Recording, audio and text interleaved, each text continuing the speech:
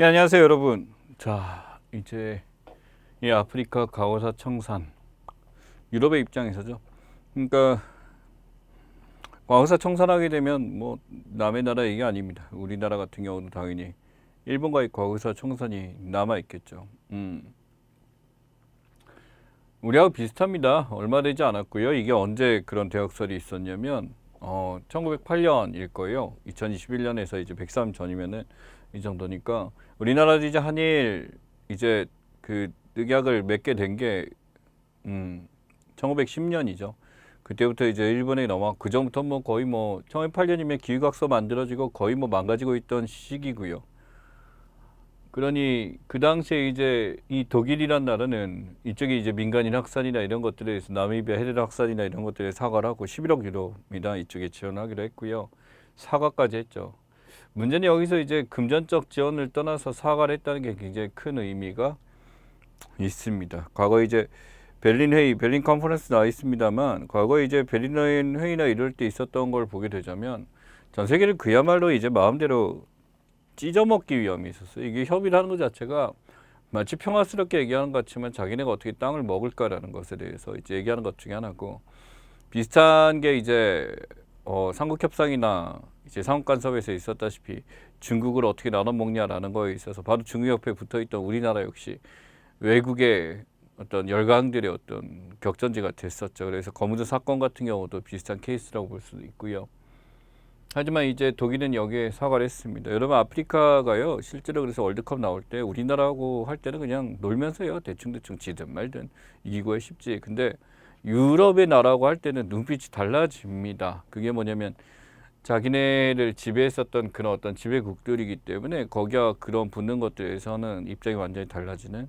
예전에 우리가 이제 프랑스 토고하고 한 팀이 돼서 했었던 적이 있었죠. 근데 우리나라 토고 할 때는 정말 대충대충 뛰더니 토고가 이제 프랑스하고 할 때는 정말 표정이 다르더라고요. 이제 한일전 느낌보다 훨씬 더 이제 비장한 느낌으로 그렇게 하는 것을 봤습니다. 그래서 여러분 영국, 케냐, 마오마봉이 지남사 보상이나 이런 사과들 보상요구 이제 탄자니아, 독일에 대해서 지금 얘기하고 있는데 과거 독일이 그만큼 막 나갔었던 게르만 애들이었고 지금이야 어느 정도 이제 개념을 찾고 이제 열심히 하고 있는데 이거는 일본이 지금 당연히 배워야 될 게 아닌가라고 생각하고 있습니다.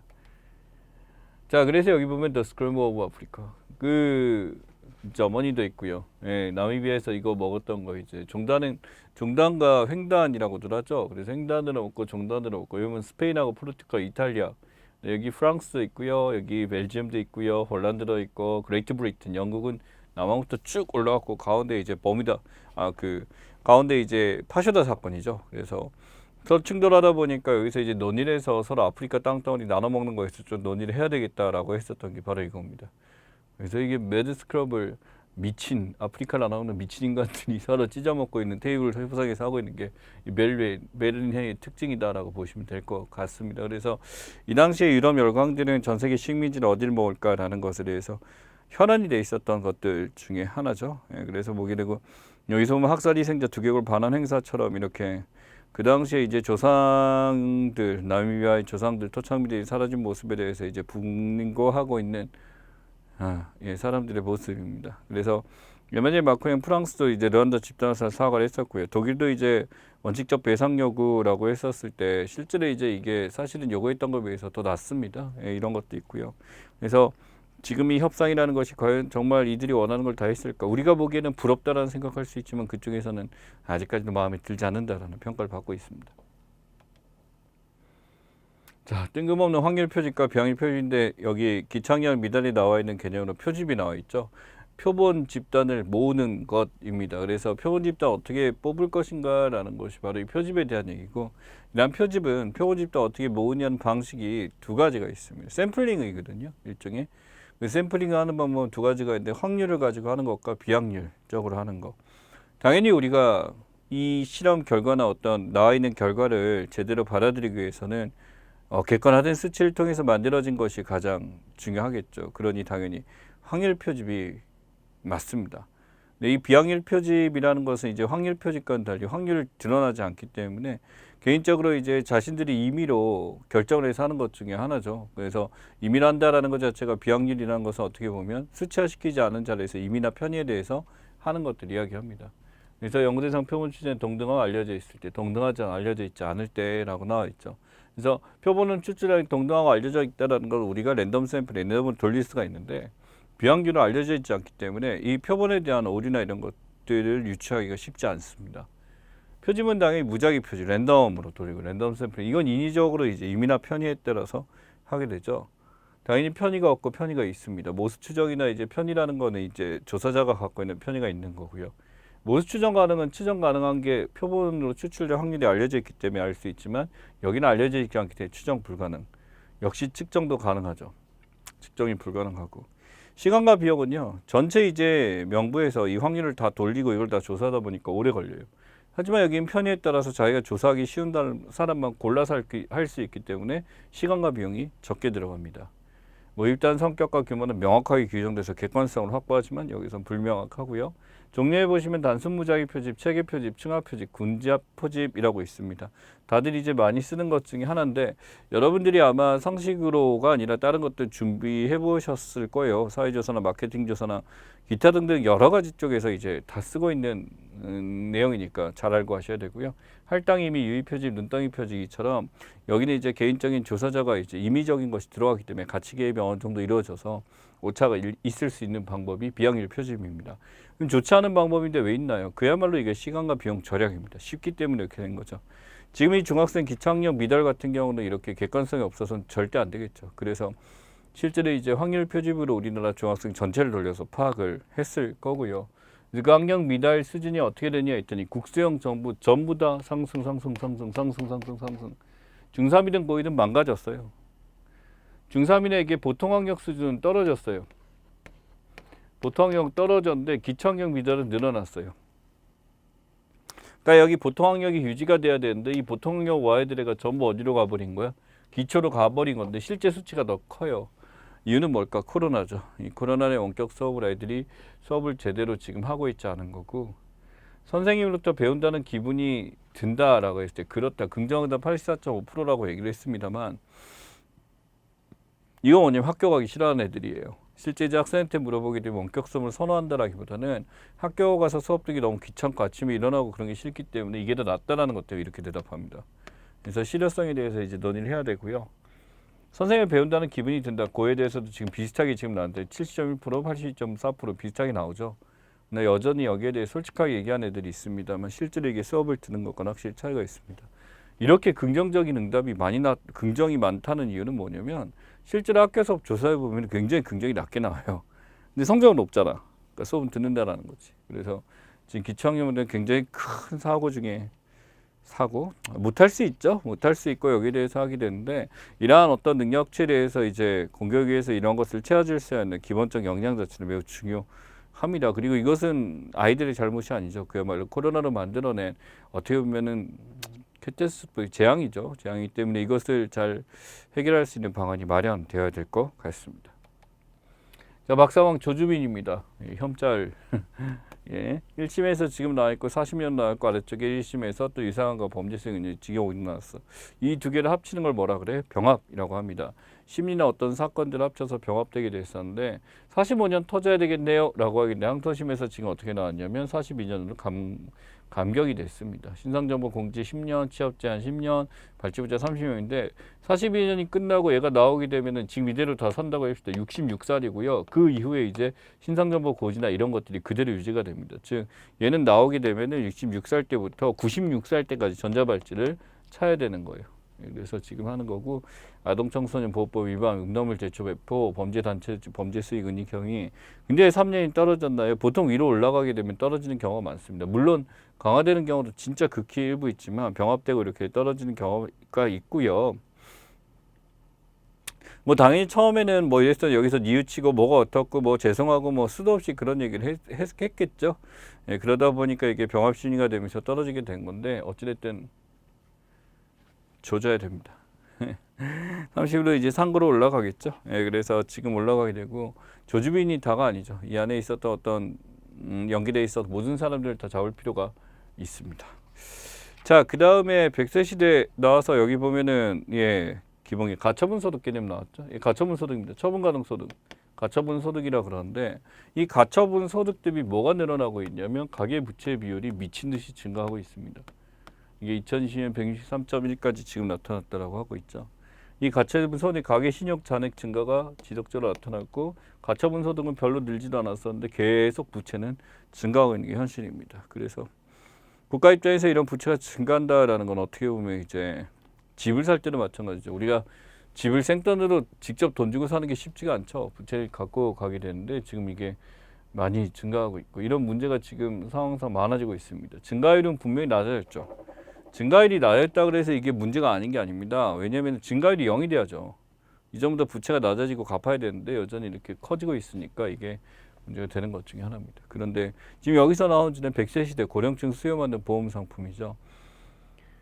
100세까지 보장되는 보험 전부터 있었습니다. 예, 근데 이제 뭐까지 나오면 100세 이상까지 넘어가는 거죠. 여기 보면은 100세 이후까지 해주겠다라는 것에서 100세 만기 장기보험 상품이 이렇게 많이 증가했다. 153, 2002년까지 이렇게 됐다라고 하게 되는데 이후에 이제 100세 만기보험뿐만 아니라 100세 이상까지도 이제 보장해주겠다는 보험까지 등장하게 된 겁니다. 그래서 이건 사실 약간 가시적으로 하는데 110세까지 KB에서는 해준다라고 했었는데 이게 지금 바로 가입이 아니라 그 전에 이제 가입돼 있는 사람들한테 이렇게 주는 거고 이때까지 가입할 기회를 지금 빨리 가입하시면 준다라고 해서 누적 적립으로 가는 거고요.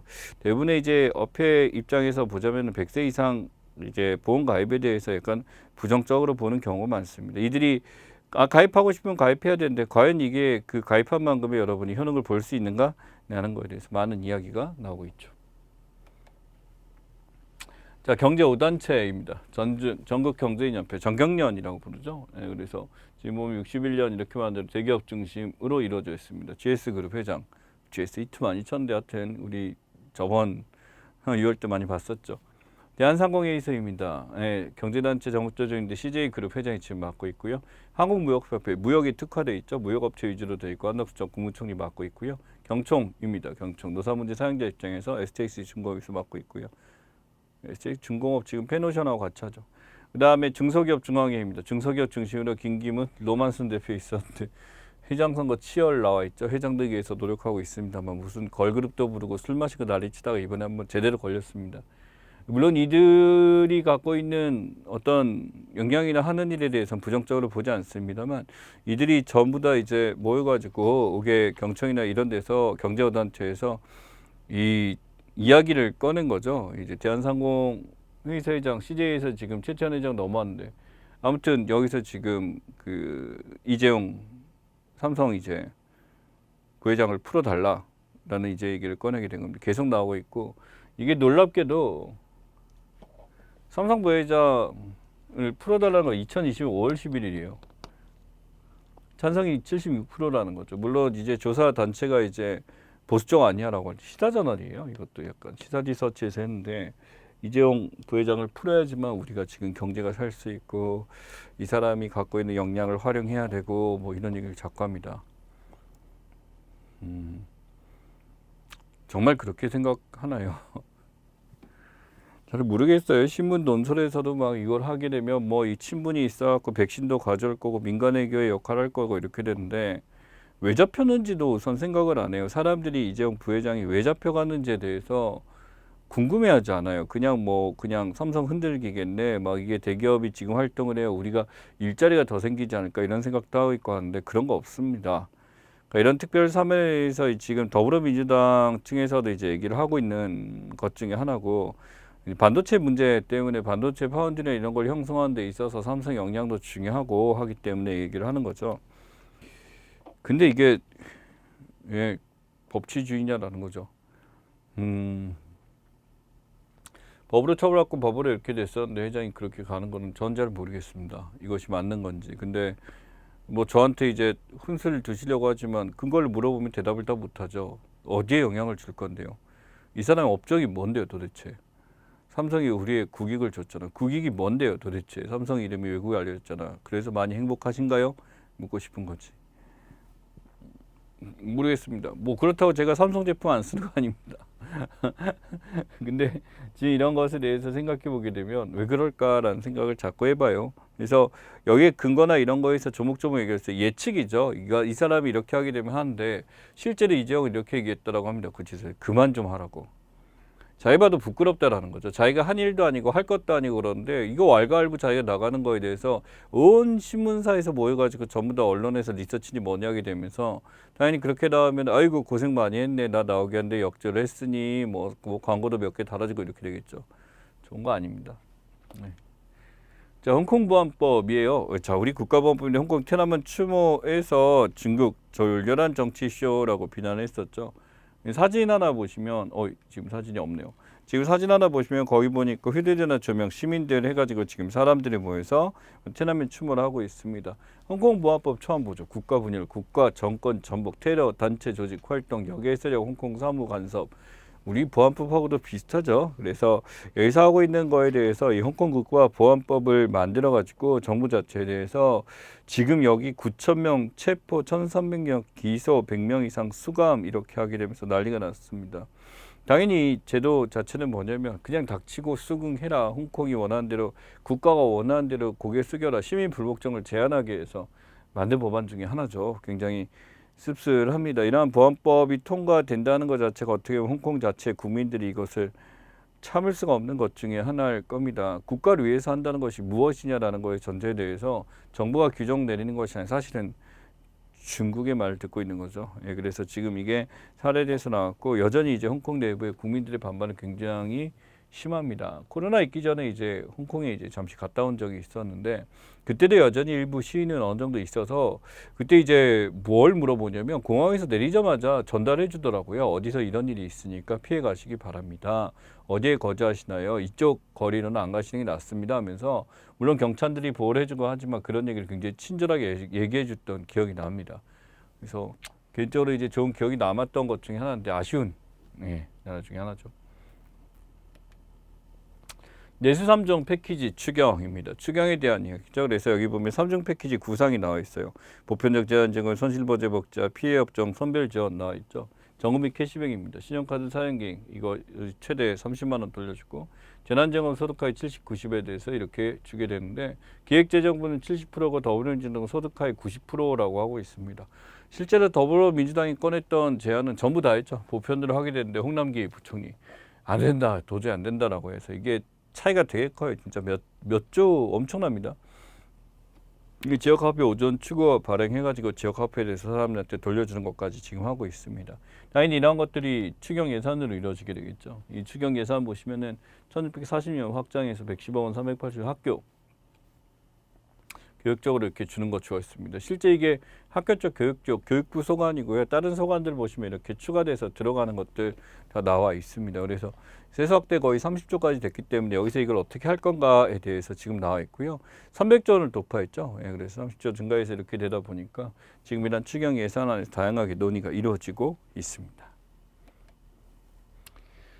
자, 모멘텀입니다. 다른 방향으로 상태가 바뀌거나 바꾸는 장면. 어떤 모멘텀에서 이제 완전히 전환이 이루어졌다라고 이제 볼 수 있는 것 중에 하나고요. 탄력이나 가속도를 얻었다, 운동량 같은 게 변했다라고 하는 게 이런 모멘텀의 특징입니다. 물량형을 일종의 운동량인데 이전에 비해서 뭔가 정치적 예우나 반등의 기점이 나타나서 뭔가 지금 이제 자극이 와서 이제 한번 튀어 오를만 하네라고 하는 거. 그리고 주식에서는 이제 모멘텀의 기운이 보인다라고 하게 되면서 지금 이제 투자가 들어간다 또는 발을 빼야 된다라는 것들에 대해서 얘기를 하고 있는 것이 바로 이거죠. 일종의 이제 조국 사태에 대해서 이제 송영길 민주당 대표가 이제 얘기를 했었던 거에 대해서 이제 나온 건데, 전체의 생각인지 개인의 생각인지 우선 궁금합니다. 거기에 대해서 지금 이 얘기를 했었을 때 국민들의 반응 자체가 자신의 편을 결집시키기 위함인지 아니면 진짜 자기 마음인지 아니면 정치적으로 생각이 없는 건지 여러 가지 판단할 수 있을 것 같아요. 예, 그래서 실제로 이런 강성 지지층의 반발이 굉장히 세질 수밖에 없었고 대표 사퇴까지 이야기가 나왔습니다. 예, 기억하시면 될 것 같고요. 예, 자, 그 다음에 LTV입니다. 주택가격 대비 대출 비율이에요. 그래서 주택가격이 10억이다 라고 한다면 대출이 지금 8억이야. 그럼 80%가 이제 LTV가 되겠죠. 그래서 LTV 우대폭을 10%에서 20%까지 올려주겠다. 20% 포인트까지 올려주겠다라고 하는 게 지금이죠. 얼만큼 많으세요? LTV가 70%다라는 얘기는 70까지만 빌려주겠다라는 겁니다. 되게 중요해요. LTV 여기 90까지 나와요라고 한다면은 10억짜리면 내가 1억만 있어도 살 수가 있는 거죠. 우선은 사는 거고 이제 당연히 갚아야 되는 것 중에 하나죠.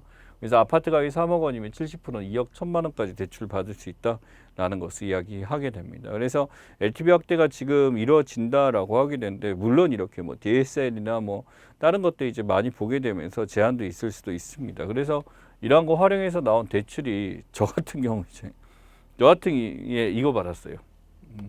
있던 대출을 해갖고 지금 이거 돼서 2억 한도에서 지금 주택기준 이거에서 받았던 거 금리 이렇게 받았었고요. 저렴하게. 금리 되게 저렴하게 나왔죠. 보금자리로원 같은 경우는 대출 한도 1억 원에 소득기준 6천만 원이고요. 3억 원 이하입니다. 예, 3억 원 이하까지 이렇게 해서 받을 수 있는 거 하게 되는데 이 보금자리는 지금 좀 문제가 되는 게 서울 수도권 지역인데 아파트가 이 돈 내고 살 데가 없어요. 주택이 3억 원 이하가 없으니까 이게 문제가 된 거고 적격 대출입니다. 5억 원 이제 9억 원이나 해서 이점은 3억이라고 해서 이 적격 대출은 어떻게 보면 정책 금융 상품이다라고 해서 나온 건데 집값이 비싸지다 보니까 이렇게 해서 주는 거죠. 우대 금리를 해서 주는 것 중에 하나가 됩니다. 그래서 소득 기준 보시게 되면 연소득 7천만 원까지 가능하다라고 하는 거에 대해서 지금 제한을 주고 있고 우대 금리 0.5% 할인도 가능해요. 접수분에 대해서 미리 이렇게 하면 되는 거거든요. 찾아가게 하는 거고 이거 말고도 몇 가지 뭐 자녀가 있다거나 이제 노모를 모시고 있다거나 해서 0.1%씩 0.1% 감액이 0.1% 깎아줘? 진짜 너 0.1% 잘못해서 그럼 얼마 안 돼 보이는데 한번 잘 생각해 봅시다. 네, 5억을 빌렸어요. 5억을 빌리면 1%가 얼마냐면요 500만 원이에요. 500만 원. 그러니까 500, 5천 예, 5억이죠. 예, 그렇기 때문에 1%가 굉장히 커요. 0.1% 50만 원이니까 이 우대 0.1%마다 진짜 깎아지는 금액은 말도 안 되게 커지게 됩니다. 이게 느낌이 다릅니다. 그래서 지금 0.5%포인트는 5억 빌리면 250만 원이죠. 굉장히 큰 겁니다. 반대로 이제 그만큼 빌려주는 입장에서 이제 이 책임져야 될 게 굉장히 많아지는 게 이쪽에 양식이 되어 있고 LTV 입장에서 보자면 대출한도 2억 원인데 6억 원이야 무주택가 6억 원일 때 2억 원을 받으면 대출액이 33.3%가 되는 거죠. 그렇게 계산할 수 있습니다. 자, 그다음 미국, 멕시코, 캐나다 설전 나와 있어요. 공포의 멕시코 중간선 591명이 피살됐대요. 죽었대요. 예, 그래서 바로 이 안드레스 마레 로페스 오브라도르라고 해갖고 이름 떼서 안노라고 부르기도 하는데 솔직히 여기 지금 나와 있는 이 사태의 정책, 4차 변혁 정책 뭐 아주 유명하다라고 보긴 힘듭니다. 어찌됐든 이 트럼프에 대한 굉장한 저항으로서 나타난 것 중에 하나고요. 좌파 트럼프라고 부를 정도로 진보 쪽에 강경한 사람을 이야기하게 됩니다. 그래서 굉장히 밑에 혼선이 일어나는데 현 정권에 대한 어떤 평가가 지금 나타난 거죠. 이 중과 평가에 대해서 어떤 4차 변형이 있었고 이렇게 되기 때문에 사실은 이제 아직까지 반발은 좀 있습니다. 기존에 있던 이제 체제에 대해서 있지만 나름대로 이제 대통령 입장에서 이러한 성격을 지지하고 있는 사람들이 많아졌어요. 그래서 중간 선거는 절반의 선거를 거뒀다라고 부르고 있고요. 도널드 트럼프는 이제 한물 갔죠. 여기서 이제 둘의 대결은 굉장히 강했습니다. 그 다음에 어떤 오래된 놈이 미국의 국가안보 위협이 된지는 모르겠다라고 하게 되면서 이 관세를 매기는 거에 대해서 바로 있는 미국과 트럼프와 이제 각세운 게 나와 있죠. 그래서 기억을 하시면 좋겠고 여기 암로라고 부르죠. 안드레스 A, 마넬 M, 로페스 렐 O 해서 암로라고 부릅니다. 예, 줄여서요. 그 이름이 워낙 기니까 이렇게 된 거. 여기가 아빠 엄마 성을 다 바꿨거든요. 그래서 그렇습니다. 자, 스마트 TV하고 스마트 TV 그 IPTV입니다. 스마트 TV 같은 경우는 풀 브라우징에 트위터, 페이스북 지도 다 있고 집에서 트위터랜다. 스마트 TV로 지금 저희 돼 있는데 그거를 이제 유튜브 많이 봐요. 그래서 이거 되고 삼성, LG전자, 구글에서 이제 주는 것 중에 하나고 IPTV 디지털 케이블이죠. 방송받은 서비스만 트위터, 페이스북 활용 가능하고 소셜미디어 영상터 이런 거 안 됩니다. 지금 이제 SKB, LG, U+ 해갖고 많이 하고 있는데 이런 IPTV와 유료방송 수입 배분돼서 CJ ENM이 LG U+에 나갔어요. 그래서 이게 나간 이유가 뭐니 했더니 얘네가 갑자기 160%를 올려달라고 했다고 합니다. CJ ENM은 이전까지 너네가 너무나 적게 배분했기 때문에 그렇다라고 하게 돼서 충돌이 나오면서 저희가 이제 LG U+를 받아서 보는데 이게 제대로 안 된 거죠. 그래서 CJ가 빠지게 되니까 나머지 리더를 봐야 되는데 뭐 싸우는 거에 대해서 이해는 갑니다. 이제 매출액이나 이런 것들에 대해서 갖고 지금 또 해외 이제 넷플릭스나 기타 들어오게 되면서 다양한 첨예한 대립이 이루어지고 있다 보니까 지금 이 둘 간의 대립은 커지죠. 그래서 여기 보면 CJ 이nem은 새로운 서비스에 대한 새로운 협상 필요인데 신규하니 같은 서비스. 저평 갖고는 제값 받아야 된다. 과도하게 인상하면 사업자, 시청자 피해주고 결국 계약 결렬이 이루어진 사이트가 이 사례에 해당하게 됩니다. 자, 그 다음에 이게 보이는 게 뭐 영어로 써 있습니다. 이 바이알에 대한 이야기입니다. 바로 여러분 이거 보시면 알겠지만 이 주사약 들어있는 거죠. 이 주사약의 바이알의 종류가 굉장히 많습니다. 여러분 일반적으로 보는 게 이거고요. 유리제드 화학적 발현 사례를 이렇게 다른 거로 가려하고 알코올 단백질 물질은 까맣게 이렇게 해놓고 빛의 민감은 이제 차단해놓고요. 사례 적을 때는 이렇게 앰플 형태로 이렇게 되고 다양한 바이알들이 있습니다. 바로 뭐니 안세맥사엔이 들어오는 게 이런 바이알로 해서 들어오게 되고 이 바이알에 대해서 유리 용기를 뜻하는 거니까 기억하시면 좋겠습니다. 그래서 이렇게 되고요. 이게 바이알 하나당 이제 여러 명이 접종 가능한데 바이알 같은 경우 안센 같은 경우는 5명이고 아스트라 같은 경우 7명에서 10명까지 이렇게 나눠서 받는 시스템입니다. 그래서 이 접종을 놔줄 때 여러 명이 이제 한꺼번에 가야 돼요. 한꺼번에 가서 이제 줄 서서 기다리고 맞는 게 이쪽 시스템이더라고요. 저도 이제 접종이 끝나서 지금 여러분한테 당당하게 마스크를 벗고 왔는데 저는 이제 아스트라제네카를 이제 신청을 해서 맞았습니다. 네. 자, 그 다음에 하들릿, 컬드월릿 나왔어요. 하들릿 같은 경우는 인터넷 거래 지갑, 온라인 지갑이죠. 온라인 여러분 캐시 같은 이런 것들이 해주시면 되고 해킹 피싱 사기 가능성 높으면 갑자기 그런 캐시가 사라지는 경우 있고 단기 투자용으로 하고요. 컬더리 인터넷 차단한 겁니다. 인터넷 살 수 없으니까 여러분 주머니는 지갑이죠. 오프라인이고 하드웨어 지갑입니다. 장치 분실되면 찾기 어렵다. 왜냐하면은 그 USB 같은 이런 거기 때문에 이게 꼽혀야만 할 수가 있는 거죠. 그러다 보니까 비용 대비 안전한데 그 자체를 잃어버리면 조금 답이 없습니다만 최근에 이런 콜드월렛이 이제 히트를 치고 있다. 온라인에 대해서 신뢰가 안 되다 보니까 이런 콜드월렛을 하고 있는 것 중에 하나입니다. 그래서 이 USB나 별도의 저장 장치에 이런 화폐, 암호화폐를 보관하기 때문에 다른 것보다는 안전하긴 합니다만 실시간으로 뭔가를 사거나 이렇게 하기에는 분명히 인터넷을 차단한 상태이기 때문에 불가능하다라는 거 아시면 좋겠습니다. 그래서 실제로 가상자산 거래 관리 방안에 대한 제한 요건들 나왔죠. 예, 금융위원회가 이렇게 하고 블록체인 지금 하고 있고요. TF팀에서 불법 행위 대응하고 지금 확인해 9월까지 하게 되고 하고 있습니다.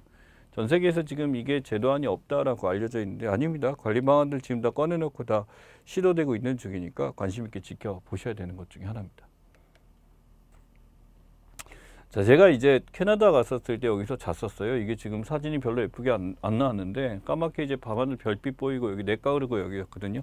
잠은 못 잤습니다. 그러니까 여기가 외부에 있고 이런 데였는데 캐나다에 저가 이제 거주할 때 있었는데 여기 한번 가본 적이 있었어요. 그리고 말도 타고 그랬었는데 원주민들이죠. 이쪽에서 이제 원주민 혼혈인들 이 사람들의 유해가 엄청나게 아이들 유해가 발견된 겁니다. 부끄러운 역사죠.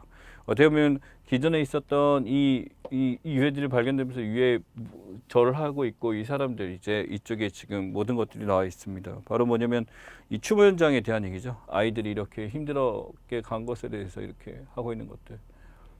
아무튼 이렇게 기존에 살고 있었던 이 사람들을 뭐라고 부르냐면 퍼스트 네이션이라고 그래요. 가장 먼저 여기를 점유하고 있었던 아메리카도 마찬가지로 미국도 이제 인디안들이죠. 인디안이 점유하고 있었는데 여기서 이제 침범해서 이렇게 나가게 된 거니까 어떻게 보면 생각을 좀 해야 되는 것 중에 하나입니다. 그래서 퍼스트 네이션이라는 표현에 대해서 여러분 기억을 하시면 좋겠습니다.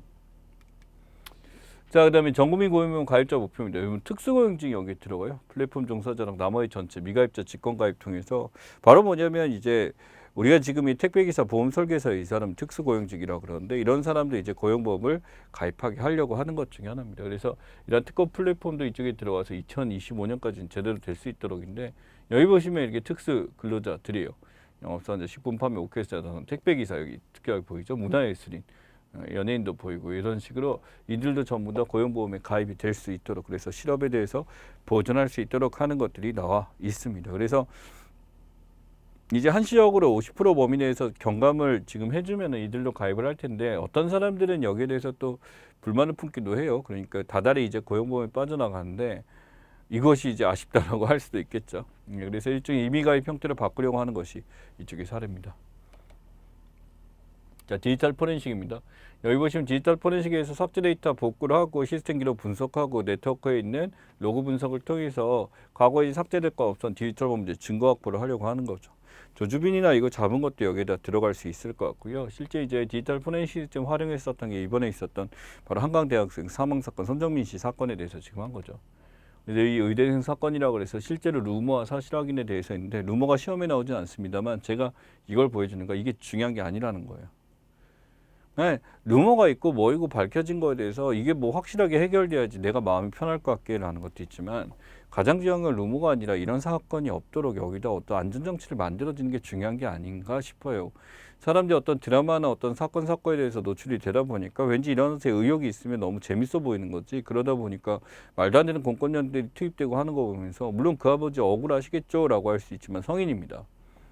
저는 이제 아이하고 성이 좀 다르다고 보거든요. 자기를 책임질 수 있는 이거에 대해서 지금 판단하게 되는데 지금 여기서 이제 이런 루머 이런 사실 확인에서 이야기가 있습니다만 무엇보다 이렇게 사람들이 이렇게 함부로 물에 빠져 죽지 않도록 이런 시스템을 만드는 거 CCTV도 하고 차단막도 만들고 하는 게 정말 중요한 관건이 아닐까라고 생각을 합니다.